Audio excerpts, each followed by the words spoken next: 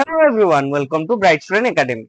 आज पोषण 50 टी क्वेश्चन शॉर्ट टाइप आम प्रैक्टिस करबा को जाउछु।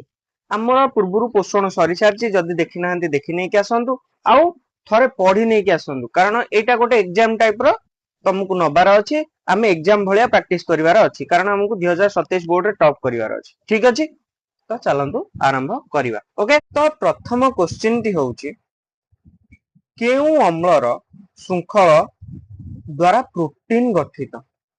तो ऑप्शन आमर होउची लवण अम्ल, गंधक अम्ल, 3 रे अमीनो अम्ल, 4 रे होउची साइट्रिक अम्ल।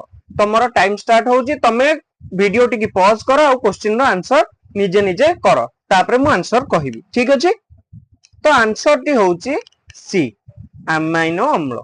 ठीक अछि 2 नंबर को हम जिबा लोहित रक्त कणिका गठन पई केउ धातु सारा आवश्यक होई थाए। तो प्रथम ऑप्शन होउची कैल्शियम, द्वितीय होउची पोटेशियम, तृतीय होउची लौह, चतुर्थ होउची आयोडीन। आंसर को आंसर होउची सी लौह। तृतीय क्वेश्चन के हमें जिबा शरीर रे आयन संतुलन पर रक्षा करिवा पई कोन आवश्यक। एक होउची धातु सार, 2 होउची स्नेह सार, 4 3 होउची प्रोटीन, 4 होउची विटामिन। को आंसर यार को यार आंसर होउची ऑप्शन ए धातु सार निहाती भाबरे आवश्यक होई थाए। चतुर्थ क्वेश्चन हमर तंतु और नूतन कोष गठन पई केउ केउ खाद्य आवश्यक होई थाए। आंसर होउची बी पुष्टि सार। ए जे कोनोसी आंसर हमें देले सबु जिंस हम बही रे अछि तमे जदी बही पढी न ए आंसर देई परिबो नाही तेनु बही पढ मु जो वीडियो करछि ताकू देखो तापरे आसी कि क्वेश्चन अटेम्प्ट करि परिबो। चतुर्थ गला एबे पंचम क्वेश्चन देखियो कोष झिल्ली तयारी करिवारे कहार प्रमुख भूमिका रही थाए। हमर ऑप्शन होउची 1 रे अमाइनो अम्ल, 2 रे स्नेह सार, 3 रे धातु सार, 4 रे विटामिन। तो यार आंसर होउची स्नेह सार। ठीक अछि 6 नंबर जल रे द्रवणीय विटामिन केउ थारु मिली थाए। ऑप्शन ए साग पनिपरिवा, 2 प्राणीज चर्बी, 3 उद्भिदजात तेल और 4 सूर्य किरण। तो आंसर होउची ए साग और सबुज पनिपरिवारु हमकु मिली थाए। ठीक अछि नेक्स्ट कुछ बढ़ी जिबा 6 नंबर सैला। एबे हमें 7 नंबर को गति करिवा। पत्र केउ ठारे अंधकार प्रक्रिया होई थाए। ए ग्राना, बी स्ट्रोमा, सी थालाकॉइड, डी होची लुमेन। समस्त जानचंती स्ट्रोमा। ठीक अछि पाक नळीर चलन को कोन कहा जाय। ए पेरिस्टालसिस, 2 ग्लाइकोलाइसिस, 3 केमोसिंथेसिस, 4 फोटोसिंथेसिस। तो समस्त जानचंती पेरिस्टालसिस। ओके ये होची 8 नंबर। 9 नंबर केउटी आलोक श्लेषणकारी जीव। केउटी आलोक श्लेषणकारी जीव। ए होची गंधक बैक्टेरिया, बी होची नील हरित शैवाल, 3 होची राफ्लेसिया, 4 होची प्लाज्मोडियम। समस्त जानचंती गंधक बैक्टेरिया हमर केमोसिंथेटिक बैक्टेरिया, राफ्लेसिया परजीवी, प्लाज्मोडियम परजीवी किंतु गोटे जीव जे निज खाद्य निजे प्रस्तुत करथाय सी होची नील हरित शैवाल। ठीक अछि एथिरे हमर किछि बुझिबार नाही जिंस तमे जदी जानिचो करि परिबो। ऑलरेडी मु बुझेइची वीडियो गुडी करे। 9 नंबर या पर 10 नंबर को जिबा केउ जातीय खाद्य बिना हजम रे आत्मीकरण होई थाए। यार आंसर को ए रे स्नेह सार, बी रे श्वेत सार, सी रे धातु सार और डी रे पुष्टि सार। आंसर होउची धातु सार। केमिति धरा धातु सार हमर एफी नवा लौह। लौह डायरेक्ट हमर यूज होई थाए लोहित रक्त कणिका का बनेबा पाई। ठीक अछि 11 नंबर को जिबा पाचक रस रे थिबा पेप्सिन कहा माध्यम रे सक्रिय होई थाए। ए लवण अम्ल, बी गंधक अम्ल, सी लाइपेज, डी पित्त अम्ल, डी पित्त लवण। ठीक अछि तो आंसर होउची लवण अम्ल। ठीक अछि एबे हमें जिबा 12 नंबर क्वेश्चन। 12 मनीष शरीर ପାଇଁ आवश्यक होउथिबा खाद्य पदार्थर अवशोषण मुख्यतः केउठारे होइଥାଏ? यार ऑप्शन होउची पाकस्थली, 2 रे क्षुद्रांत्र, सी रे बृहदांत्र, डी रे ग्रहणी। तो आंसर होउची हमर क्षुद्रांत्र। ठीक अछि, एटी गोटे आउट ऑफ सिलेबस क्वेश्चन, तथापि तमे जानि रखिता आस्पिरिन परी औषध और सुरासार रो अवशोषण खाद्य नळीर केउठारे होइଥାଏ? ठीक अछि, आंसर होउची सी पाकस्थली। ओके, 14 को जीवा। तेल रे द्रवणीय विटामिन केउठारु मिली थाए?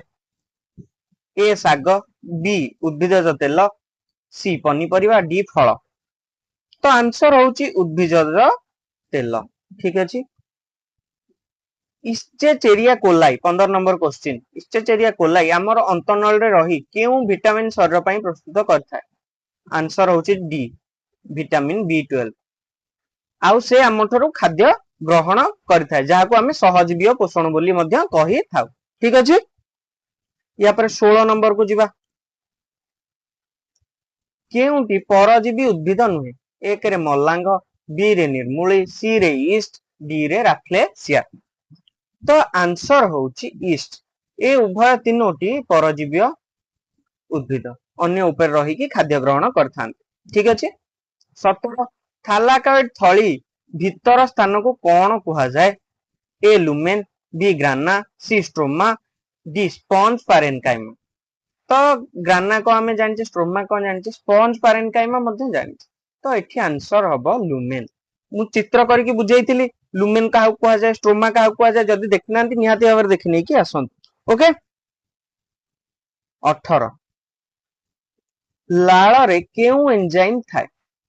ए पेप्सिन, बी लाइपेज, सी टाइलिन, डी रे प्रोटीएज। तो आंसर होउची हमर टाइलिन। ठीक अछि, एबे जीवा 19 नंबर क्वेश्चन। एटा होउची हमर 19 नंबर क्वेश्चन। मंडद काहा संस्पर्श रे आसिले नील वर्ण होई जाए? ए लाइपेज, बी सूर्य किरण, सी आयोडीन, डी ग्लूकोज। तो आंसर होउची सी आयोडीन। 20 नंबर, आम शरीर रे मिश्रित ग्रंथि केउ थारे थाए? ए आग्नाशय, बी पित्ताशय, सी यकृत, डी आंतरिक ग्रंथि। तो आमर आंसर होउची ए आग्नाशय। ठीक अछि, केउटी आम शरीर रो सर्वबृहत ग्रंथि? 21 नंबर, समस्त जानथिबे जठर ग्रंथि, यकृत, अग्नाशय और वृक्क। तो आंसर होउची यकृत। ठीक अछि, 22 पाकनळी सह संपृक्त केउटी एक अवशेषांग? मु कहितिली जेतेबेले चित्र करके बुझेइतिली मने पडुथिबो। ए होउची जेजुनम, बी होउची ग्रहणी, सी होउची वर्मीफॉर्म अपेंडिक्स, डी होउची कोलन। तो आमर आंसर होउची वर्मीफॉर्म अपेंडिक्स, जाको हमें खाली अपेंडिक्स मध्य कहि थाउ। तो आंसर होउची जोटा कि लास्ट रे एमती रही थाए हम पाकतंत्र। केउटी ग्लूकोज रो संकेत अटे? समस्त जानछंती C6H12O6। तो आंसर होउची बी। एटा होउची हमर 23 नंबर क्वेश्चन। 24 नंबर, केउ जीव माने निज खाद्य निज प्रस्तुत करंती सेमानको कोन कुहा जाए? स्वभोजी। ठीक अछि, 25 नंबर, केउटी बाह्य परजीवी अटे? जे बाहर रही अन्य जनक ठुर खाद्य ग्रहण करथा ताकू बाह्य परजीवी कहा जाए। एक रे उंकुनी, 2 रे कुर्मी, सी रे प्लाज्मोडियम, डी रे एमीबा। एई जो तीन जण ए माने भितरे बॉडी भीतर रहिथान, किंतु उंकुनी बॉडी बाहर रही। तो आंसर हबो उंकुनी। एबे हमें जिबा 26 नंबर क्वेश्चन। 26 नंबर, ओके, मांस हजम करुथिबा एंजाइम आम पाकस्थली को हजम करि पारे नाही? एही उक्तिर कारण संपर्क रे केउ वाक्यटी ठीक नहीं? ठीक अछि, हमर पाकस्थली रहिला ता भितरे मोटा परस्त थाए आउ म्यूकस ग्रंथि थाए जोटा कि न्यूट्रलाइज करे एसिड की। ता सहित ए जो ग्रंथि 3 रु 6 दिन रे थरे रिप्लेस हुए। ठीक अछि, तेबे हमें देखिबा क्यों ऑप्शन टी ठीक नहीं। प्रोटीन की हजम करथिबा प्रोटीएज एंजाइम निष्क्रिय अवस्था रे क्षरण हुए। पाकस्थली रे थिबा म्यूकस ग्रंथि एंजाइम प्रभाव पाकस्थली को रक्षा करथाय। ପାକସ୍ଥଳୀର କୋଷ ମାନଙ୍କ ଭିତରେ ନିବିଡ଼ ବନ୍ଧନ ଯୋଗୁ ପେପ୍ସିନ୍ କାନ୍ଥ ଭିତରକୁ ପଶି ପାରେ ନାହିଁ। ପାକସ୍ଥଳୀରେ କୋଷ ପ୍ରତି ଦିନେ ବା 2 ଦିନରେ ନୂତନ କୋଷ ଦ୍ୱାରା ପ୍ରତିରୂପିତ ହୋଇଥାଏ। ଏ ଜିନିଷଟି ଭୁଲ। ଆଉ ଯୋଉ ଜିନିଷ ସବୁ ତିନୋଟି ରହିଲା ଏ ତିନୋଟି ଜିନିଷ ଠିକ। ତ ଏଇ ଜିନିଷଟି ଭୁଲ। ପ୍ରୋଟିନ ହଜମ କରୁଥିବା ପ୍ରୋଟିଏଜ ଏନଜାଇମ ନିଷ୍କ୍ରିୟ ଅବସ୍ଥାରେ କ୍ଷରଣ ହୁଏ, ଠିକ। ପାକସ୍ଥଳୀରେ ଥିବା ମିକୋସ ଗ୍ରନ୍ଥି ଏନଜାଇମକୁ ନ୍ୟୁଟ୍ରାଲାଇଜ କରେ, ଠିକ ଅଛି। ପାକସ୍ଥଳୀର କୋଷ ମାନଙ୍କ ଭିତରେ ନିବିଡ଼ ବନ୍ଧନ ଥାଏ, ଏଇଟା ବି ଠିକ ଅଛି। ତାପରେ 27 ନମ୍ବର ଆମେ ଯିବା। ମାଛ, ମାଂସ, ଅଣ୍ଡା, ଡାଲି, ସୋୟାବିନରୁ ଆମେ କଣ ପାଇଥାଉ? ଏ ପୃଷ୍ଟିସାର, ବି ଶ୍ଵେତସାର, ସି ସ୍ନେହସାର, ଡି ଧାତୁସାର। ତ ଆନ୍ସର କଣ ହବ?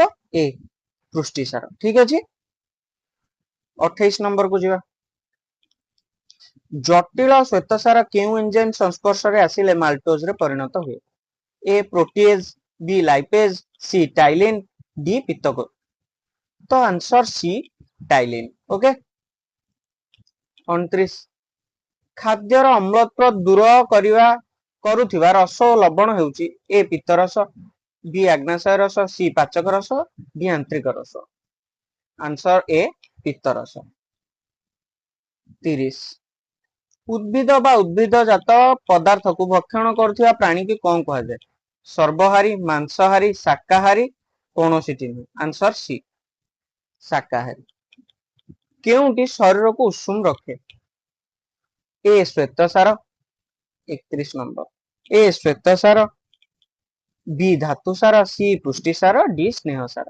ସ୍ନେହସାର ଆମର ଫ୍ୟାଟ, ଯୋଉଟା ଚର୍ବି ଆକାରରେ ବାନ୍ଧି ହେଇକି ରହିଥାଏ, ଯୋଉଟା କି ଶରୀରକୁ ଉଷୁମ ରଖିଥାଏ। ଆନ୍ସର ହଉଛି ଡି, ଓକେ।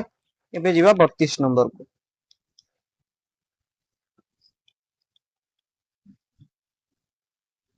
ଆଲୋକ ଶ୍ଲେଷଣ ପ୍ରକ୍ରିୟା ଦ୍ୱାରା ସୌରଶକ୍ତି କେଉଁ ଶକ୍ତିରେ ପରିଣତ ହୁଏ? ଏ ଭୌତିକ ଶକ୍ତି, ବି ଆଲୋକ ଶକ୍ତି, ସି ଉତ୍ତାପ ଶକ୍ତି, ଡି ଜୈବ ରାସାୟନିକ ଶକ୍ତି।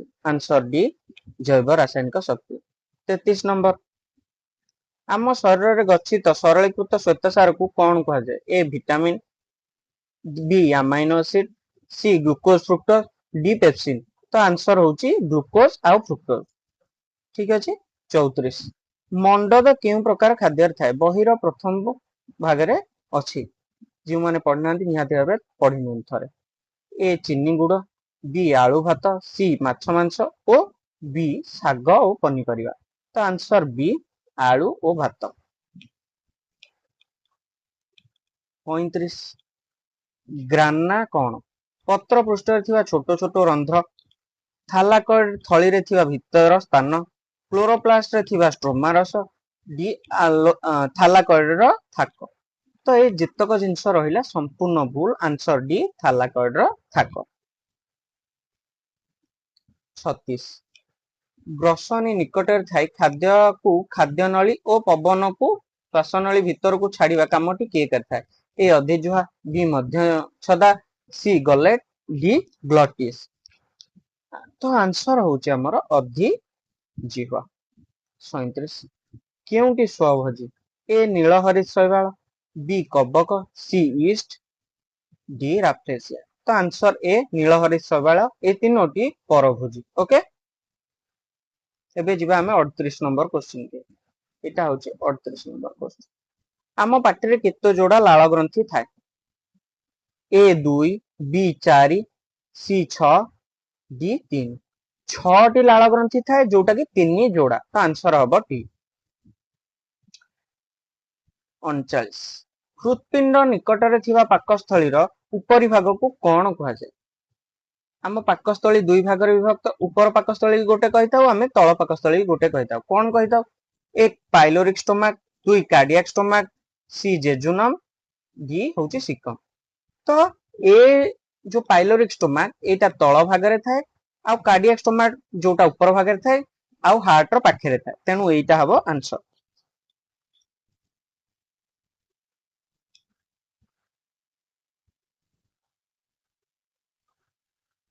40 କେଉଁଟି ଆତ୍ମୀକରଣ ଯୋଗ୍ୟ ସରଳୀକୃତ ଖାଦ୍ୟ? ଏ ମଣ୍ଡଦ, ବି ପ୍ରାଣୀଜ ଚର୍ବି, ସି ଆମାଇନୋ ଏସିଡ, ଡି ପେପ୍ଟୋନ। ତ ସମସ୍ତେ ଜାଣିଛନ୍ତି ପ୍ରାଣୀଜ ଚର୍ବି। ଗ୍ଲୁକୋଜ ଅଣୁରେ କେତୋଟି କାର୍ବନ ଅଣୁ ଅଛି? ସମସ୍ତେ କାର୍ବନର ଫର୍ମୁଲା ଜାଣିଛନ୍ତି, C6H12 O6 तो यार आंसर कौन हबो बी ओके निजे निजे आंसर करी चलो मते देखिया दरकार नहीं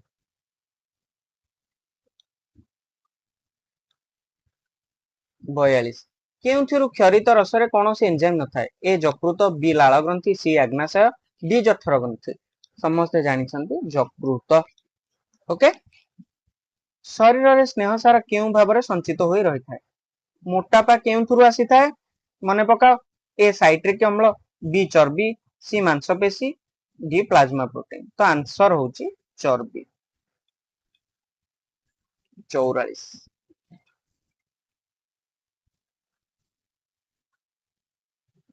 कोष झिल्ली रे कोष झिल्ली तैयारी करिबा काहार मुख्य भूमिका थाए A maltose B lipase C lipids D glucose answer C lipids okay 45 केउ वैज्ञानिक आलोक संश्लेषण को दुई सह प्रक्रिया द्वारा समाहित करथिले ए रॉबर्ट हिल दुई एटा होची ब्लैकमैन एटा ही आंसर आउ काई के आगो बढ़िया 46 केउ थारे खाद्य पदार्थ अवशोषण हुए नहीं ए जेजुनम बी मुख गह्वर सी पाकस्थली डी क्षुधांत तो आंसर बी मुख गह्वर 47 स्नेह सारा खाद्य को फैटी एसिड ग्लिसरॉल रे परिणत करता एंजाइम टी के ए अमाइलोज बी लाइपेज सी प्रोटीएज डी पेप्सिन तो आंसर होची लाइपेज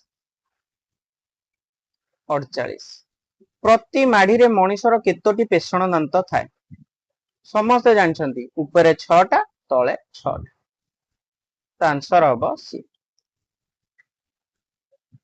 49 अंधकार प्रक्रिया रे केउ एंजाइम प्रथमे CO2 को जैव पदार्थ रे विबंधन करिवारे सहायता करता आंसर होची बी रूबिस 50 जीव शरीर रे शक्ति मोचन केउ प्रक्रिया रे हेइथाय चय अपचय आलोक श्लेषण रासायनिक श्लेषण तो आंसर होची बी अपचय तो आमर 50 टी क्वेश्चन आमे सारी देले एइथिरे जदी तुमको वीडियो टी इनफॉर्मेटिव लागिला कि तुम प्रैक्टिस करिकि किछि तुम नॉलेज बढ़िला तबे निहाती गोटे लाइक कर दियंतु एवं निज सांग माने जो मान 2027 रे अपियर करिवे एग्जाम पई सेमान को सहित शेयर कर दियंतु आ निहाती भाबरे सब्सक्राइब के कर दियंतु एई भली आहुरी वीडियो आमे आनिया को जाउचा तो सब टॉपिक रे आमे एई भली वीडियो आनी ठीक अछि धन्यवाद।